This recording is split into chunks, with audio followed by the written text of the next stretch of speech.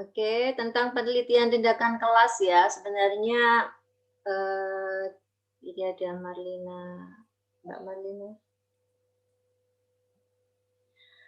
Tentang penelitian tindakan kelas atau PTK. Apa itu PTK? Ada yang tahu? Ada yang sudah baca-baca barangkali? Mbak Laili sudah baca-baca? Belum, Bu. Nah, nggak sempat terlalu fokus dengan deadline ya. Mereka melas Kayaknya Mbak. banyak. Oh, melas-melas toh, Mbak. Iya, melas. Ya, gitu ya, sekedar pengetahuan aja ini. Anggap saja ini kayak apa ya, santai gitu ya. Apa itu PTK? PTK itu ada 3 kata ya, penelitian, tindakan, sama kelas. Jadi kita harus paham dulu apa penelitian, terus penelitian tindakan sendiri itu apa, dan PTK sendiri itu apa. Penelitian menurut Hillway itu adalah penyelidikan terhadap suatu masalah sehingga diperoleh pemecahan yang tepat. Jadi semua penelitian itu pasti berawal dari rasa penasaran atau dari masalah yang ada di sekitar kita, gitu ya. Atau ingin mengembangkan teori-teori yang ada, banyak sekali latar belakang kenapa kita perlu untuk meneliti. Yang pasti dari masalah ya. Sehingga dari masalah itu kita perlu menyelidiki apa sih latar belakang dari masalah, bagaimana penyelesaian masalah itu, sehingga kita menemukan cara yang tepat untuk memecahkan masalah. Jadi penelitian itu adalah penyelidikan terhadap suatu masalah sehingga diperoleh pemecahan yang tepat. Ya. Kalau masalah penelitian kan sudah dipelajari semuanya ya, dan sekarang sudah proses penelitian kan, ya. Jadi tahu bagaimana kita mencari judul, mencari fenomena yang ada di sekitar kita, kemudian bagaimana kita menyusun latar belakang, menyusun fokus penelitian, rumusan masalah, ya. Berarti kita sudah melakukan penelitian. Cuma ini PTK ini berbeda dengan penelitian formal atau penelitian-penelitian yang pada umumnya. Karena ini, ya kita lanjutkan ya, penelitian tindakan. Maksudnya dari penelitian tindakan, ini kan PT ya, dari P dulu kita sudah paham penelitian ya. Kemudian PT, penelitian tindakan, itu adalah penelitian untuk memecahkan masalah atau perbaikan kondisi. Jadi dulu itu awalnya bukan penelitian tindakan kelas, tetapi penelitian tindakan terhadap masalah sosial yang ada di sekitar kita. Ya, jadi penelitian tindakan itu adalah bagaimana ketika seorang peneliti itu melihat realita yang ada di komunitas masyarakat yang kemudian berusaha untuk menuntaskan masalah itu dengan pemecahan atau solusi yang tepat atau perbaikan kondisi sosial yang ada. Habis itu kemudian berkembang menurut sejarahnya seperti itu ya, berkembang menjadi ada model PTK. Akhirnya ketika dulu diterapkan di wilayah sosial, sekarang diterapkan di wilayah pendidikan. Sehingga kita temukan ada teori yang mengatakan ada PTK, penelitian tindakan kelas. Berarti itu maksudnya adalah penelitian yang bersifat reflektif. Kita lihat ini ya di slide-nya. Penelitian yang bersifat reflektif dan kontekstual dengan melakukan tindakan-tindakan tertentu untuk memperbaiki atau meningkatkan kualitas pembelajaran di kelas. Namanya PTK berarti penelitiannya ada di kelas. Nanti kita lanjut ya, ada keterangannya. Bersifat reflektif. Reflektif ini artinya kita mencoba mengamati apa sih kita refleksi ya, refleksi apa kekurangan dari pembelajaran kita, apa permasalahan dalam pembelajaran kita, itu namanya refleksi ya. Jadi istilahnya kalau orang itu muhasabah, ya. Bagaimana cara kita untuk mengetahui kekurangan diri kita, bagaimana mengetahui kekurangan dalam kita mengajar, dalam proses di kelas, itu namanya reflektif. Kemudian kontekstual, PTK itu bersifat kontekstual. Kontekstual itu artinya sesuai dengan realita yang ada di sekitar kita, bagaimana pembelajaran ketika di kelas, gitu ya. Kemudian dengan melakukan tindakan-tindakan tertentu, jadi ketika kita menemukan sudah berefleksi, kemudian kita melihat realita atau konteks yang ada di kelas, kemudian kita menerapkan tindakan-tindakan tertentu untuk mengatasi itu. Apa sih yang perlu dilakukan untuk memperbaiki masalah yang ada di kelas. Nah, itu maksudnya alurnya PTK seperti itu maksudnya. Untuk apa? Nah, ini tujuannya. Untuk apa? Agar kita bisa memperbaiki proses pembelajaran. Atau ketika kita sudah baik pun kita bisa meneliti dengan PTK ya. Kita bisa model. Jadi penelitian tindakan itu ada model pendidikan penelitian PTK, yaitu yang fokus ke kelas ya. Karena kaitannya dengan kelas berarti memperbaiki atau meningkatkan kualitas pembelajaran di kelas. Kalau kita merasa sudah baik, kita bisa meneliti bagaimana untuk meningkatkan kualitas kita di kelas. Dengan menerapkan metode-metode strategi yang baru atau yang kontemporer sekarang ini bisa.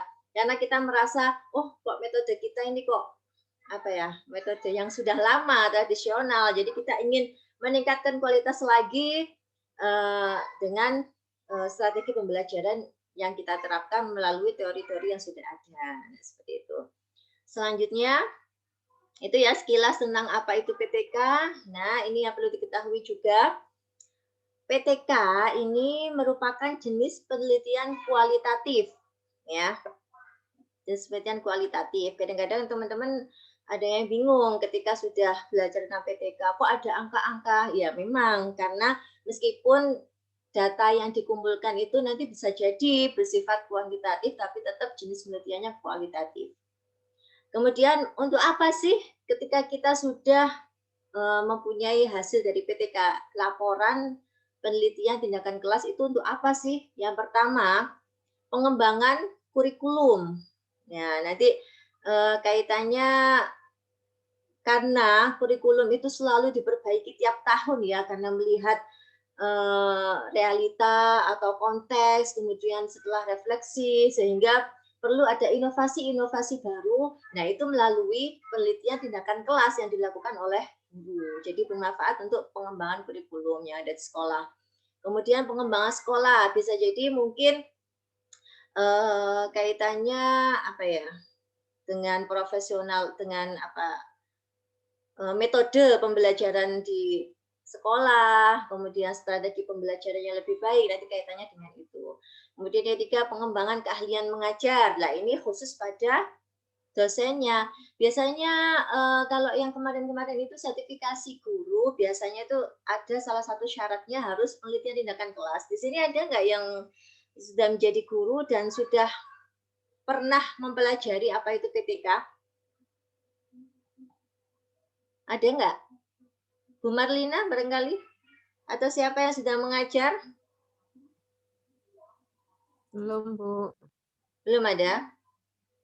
Jadi kalau saya baca, kalau dulu itu nggak tahu ya kalau syarat sekarang ya, kalau dulu itu memang ada untuk meningkatkan profesionalisme guru atau dengan sertifikasi itu kan harus profesional ya. Jadi syaratnya harus melakukan PTK, penelitian tindakan kelas ini. Jadi hasil dari PTK ini bisa dimanfaatkan untuk keahlian, meningkatkan keahlian mengajari kita. Karena kita tahu bagaimana kita mengevaluasi dari kita mengajar di kelas. Nah, selanjutnya urgensi PTK ya. Pentingnya PTK. Untuk apa sih? Kenapa sih PTK kok merupakan materi yang penting untuk kita pahami? Karena tadi ya selain dari manfaat yang tadi juga bisa menjembatani kesenjangan teori dan praktek pembelajaran di kelas. Maksudnya seperti ini. Kita sudah mempraktekkan dengan metode ceramah misalnya ya. Teorinya tentang metode ceramah. Tapi kok di prakteknya itu kok nggak begitu mengaktifkan anak-anak ketika belajar di kelas.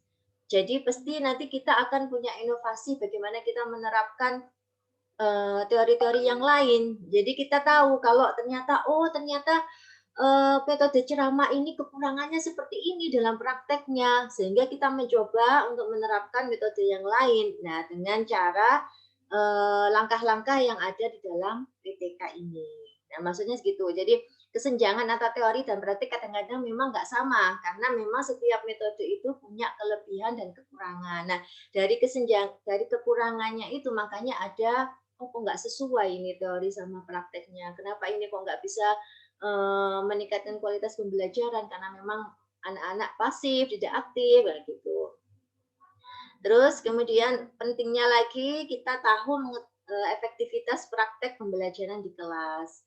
Kita tahu mana nanti metode pembelajaran yang aktif, yang efektif di kelas, mana kita bisa selalu memperbaiki diri, memperbaiki mengajar kita di kelas.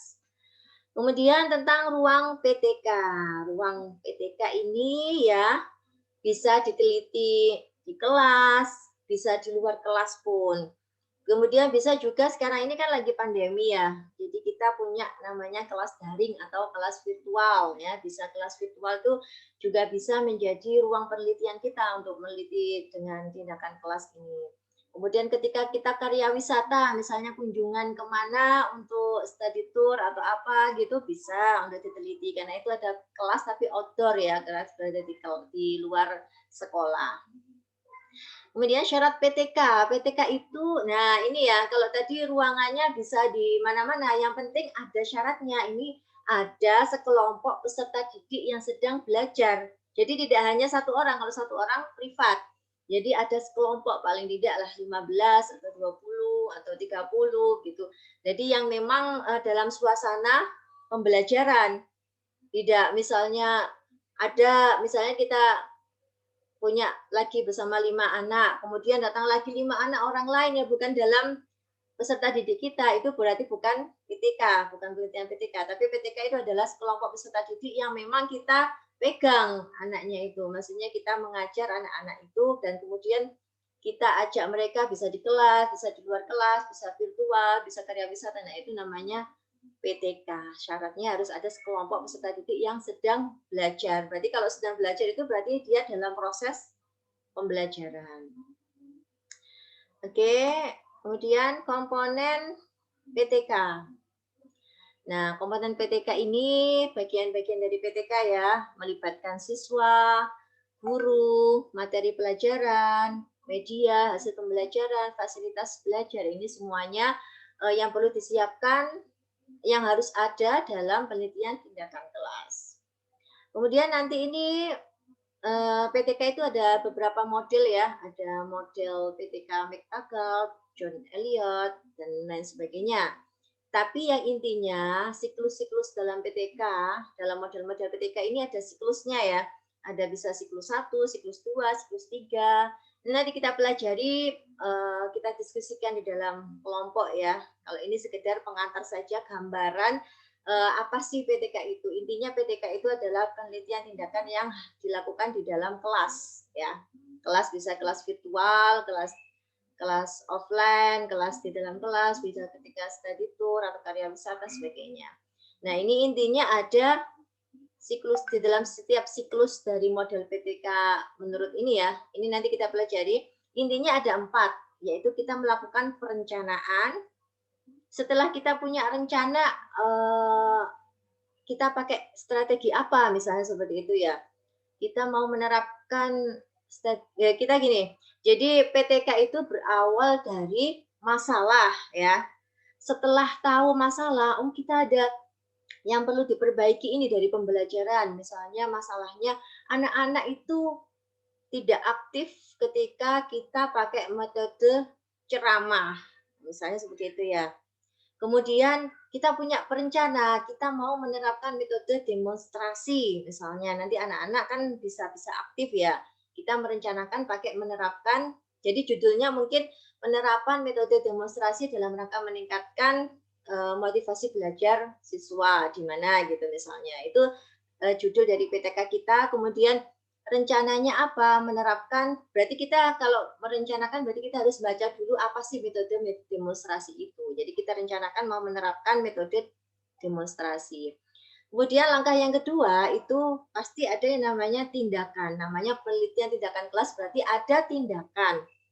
Ketika kita sudah planning berarti kita mau melaksanakan. Tindakan itu berarti kita pelaksanaannya di kelas. Setelah kita rencanakan, kemudian kita pelaksanaannya. Terus habis itu ketika pelaksanaan di kelas, kita observasi. Nah, kaitannya dengan observasi ini kita bisa, jadi posisi kita itu adalah guru sebagai peneliti. Gitu ya. Kita kan guru mengajar sebagai seorang peneliti. Nah, ciri-ciri yang lain dari PTK adalah kolaboratif. Jadi artinya begini, ketika kita guru, kita sekaligus peneliti, kita juga melibatkan orang lain untuk melihat kita ketika mengajar atau melihat kondisi kelas. Karena kalau kita sendiri yang observasi, kita mungkin ada kekurangan-kekurangan yang kita tidak bisa fokus melihatnya ya. Jadi kita bisa kolaborasi dengan guru-guru yang lain, atau dengan dosen, atau dengan partner kerja yang lain, peneliti yang lain, bisa. Tapi kita sebagai guru yang utama. Jadi karena memang kita mau meningkatkan kualitas pembelajaran kita di kelas.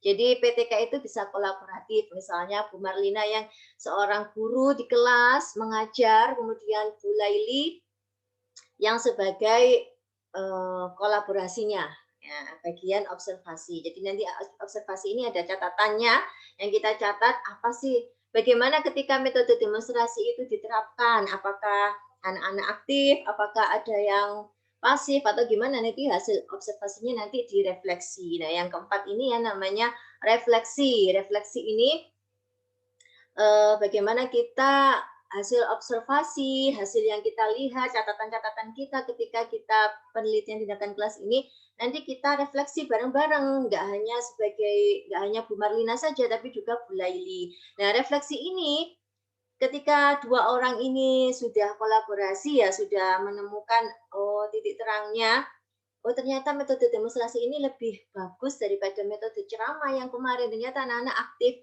Kita tidak hanya berdua saja untuk sebelum kita melakukan laporan, kita juga bisa sharing ke kepala sekolah atau sharing ke orang pakarnya bidang ini, misalnya ahli pendidikan. Kita bisa refleksi dengan beliau-beliau untuk menerapkan siklus yang kedua. Jadi gini ya, PTK itu ada siklus-siklusnya. Siklus pertama ketika kalau misalnya siklus pertama dirasa sudah bagus, sudah meningkat kualitasnya, berarti tidak perlu melakukan siklus yang selanjutnya.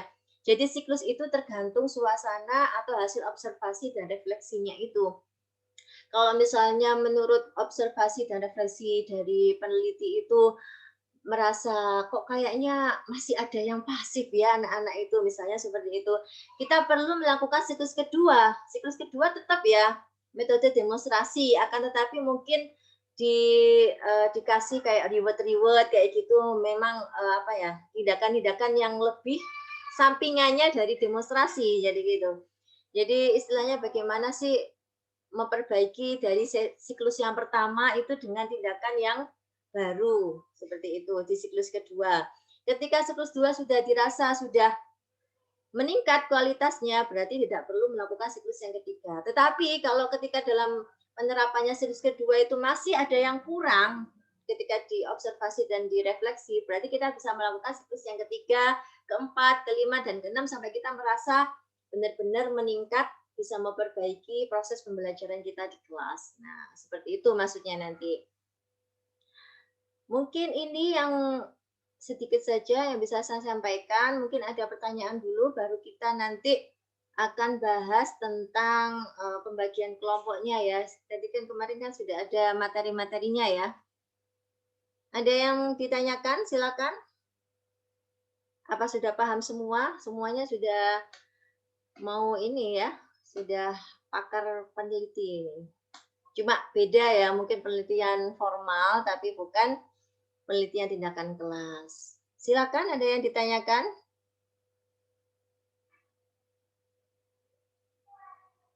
Mbak Rahma mungkin tanya atau Mbak Laili, Mas Wahyudi baru join ya? Inje Bu, karena barusan ngomong si kecil Bu. Oh, sudah Ngapunten. berkeluarga ya Mas Wahyudi ya? Oh, Nggih, anaknya alah. baru 4 Bu. Hah? Nggih. Anaknya baru 4. Baru 4? Serius dah? Nggih, saksinya teman-teman Bu. Oh Ini si gitu. kecil yang ragil sementara Bu. Nanti kalau Orang punya adik lagi, 8. adiknya ragil Bu. Ayo Amin. bisa Pak, silakan bisa Pak. Kalau 4 nanti sama dong dengan saya ini. Saya Pak Wahyudi Inje. kurang 8 Bu, baru 4. Targetnya 12 Bu, insya Allah. Amin ya, Kandungannya semoga nanti. 12. Mas Wahyudi. Bisa Pak, ada yang ditanyakan? Bu Marlina? Tidak ada yang tanya ya? Berarti sudah paham semua ya. Apa saya yang tanya ya sekarang ya? Saya mau tanya deh. Coba saya mau Mohon tanya. izin. Hah? Nggih. Sebelumnya mau tanya Bu. Ya. Siapa ini? Tadi sepintas Wahyudi Bu. Ya ya. Sepintas tadi mendengar tentang pembahasan PTK yang kaitannya dengan metode ceramah tadi nggih. Ya. Itu sebenarnya pemilihan dalam PTK ini apa sih? Kan penguasaan lapangankah seperti itu Bu? Inti dari PTK? Inti dari PTK itu adalah kita mengevaluasi proses pembelajaran di kelas. Masalah-masalah yang ada kita klasifikasi, terus kita pilih yang paling urgent untuk kita atasi masalah itu. Saya cuma mencontohkan. Jadi sifatnya itu penguasaan kelas gitu ya Bu ya? Penguasaan kelas. Lebih spesifik pada penguasaan kelas yang orientasinya nanti gimana caranya peserta didik itu bisa maksimal ketika perjalanan proses belajar mengajar ketika kita menyampaikan materi yang kita sampaikan gitu ya? Ya bisa juga penguasaan kelas itu bagian diantaranya. Jadi intinya itu kita itu apa ya, proses, bukan ya penguasaan kelas sih ya memang dibutuhkan. Berarti itu terkait dengan metode kita dalam menerapkan pembelajaran ya. Ya bisa masuk. Yang mau kami tanyakan Bu, yang mau kami tanyakan terkait dengan proses belajar mengajar, ini benar tidak kalau ada salah seorang murid yang tidak paham ketika kita menyampaikan materi, itu istilahnya bukan mereka yang nggak paham, tapi gurunya cara penyampaiannya kurang tepat. Jadi timbullah sebuah istilah, nggak ada istilah murid itu bodoh, tapi belum menemukan guru yang tepat saja. Kalau ada istilah seperti itu bisa dibenarkan menurut akal atau seperti apa Bu? Nah makanya itu setiap guru, dan kan tadi ada manfaat hasil dari PTK ini adalah untuk mengembangkan keahlian mengajar. Tadi ada yang saya sampaikan seperti itu. Nah ini kaitannya dengan keahlian mengajar, berarti ada beberapa guru yang memang belum paham tentang profesionalisme, tentang bagaimana cara dia mengajar dengan baik di kelas. Nah mungkin bagi guru-guru yang merasa, makanya gini, intinya gini, kalau kita melakukan PTK berarti kita sebagai guru merasa ada yang kurang. Nah, ada yang merasa perlu dievaluasi dari diri kita sehingga proses pembelajaran anak-anak itu memang belum maksimal, belum efektif, jadi gitu. Jadi memang PTK itu bagusnya guru itu introspeksi. Jadi salah satu jalan untuk meningkatkan profesionalisme dia sebagai guru. Jadi sama sih guru juga nggak ada yang bodoh karena memang dia belum paham saja, belum paham bagaimana. Semua orang nggak ada yang bodoh ya, pintar karena memang dia sudah belajar dari, kalau menurut saya seperti itu gitu. Guru juga tidak ada yang bodoh, anak-anak murid juga tidak ada yang bodoh, semuanya paham, hanya belum paham dan belum introspeksi diri. Kalau orang yang melakukan kesalahan itu kalau belum introspeksi diri berarti dia masih salah. masih Nggih. khilaf. Tapi kalau sudah introspeksi diri berarti ada yang perlu dibenahi dari diri sendiri. Ada yang perlu Siap. dibenahi dalam proses pembelajaran. Nah, seperti itu. Nggih. Jadi pentingnya PTK ini adalah supaya guru juga mengetahui bagaimana cara meningkatkan profesionalisme, bagaimana dia mengatasi masalah-masalah yang ada di kelas. Nah, ciri khususnya dari PTK ini adalah kita melalui siklus-siklus dengan model PTK. Nah, seperti yang saya jelaskan tadi ada siklus menurut Mick Taggart, ada John Elliot, mereka punya teori-teori sendiri, tapi intinya tadi yang 4